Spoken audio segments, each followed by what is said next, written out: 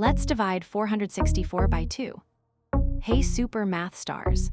Sparkles, if you're having fun learning with me, give this video a big THUMBS up and subscribe to Let's Stud for more awesome math adventures.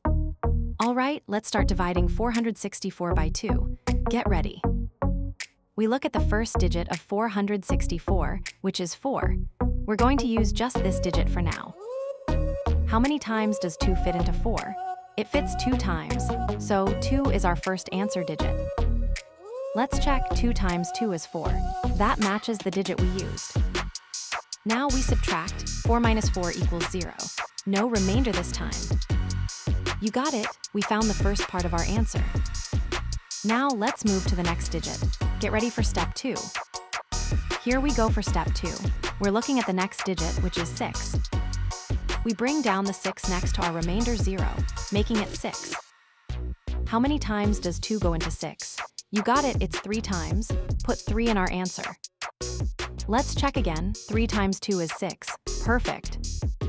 Subtract 6 from 6 and we get 0. Another 0 remainder. Woohoo, you're doing fantastic. Keep up the great work. On to the last digit. Let's finish this.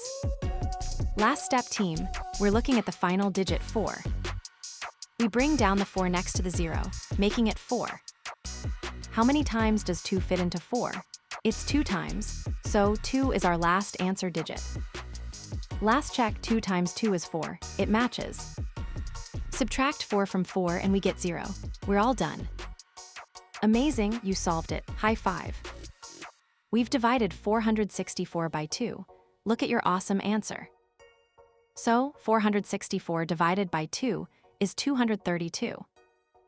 We just learned how to divide a 3-digit number by a 1-digit number. Remember, we take it one step at a time, just like climbing a ladder.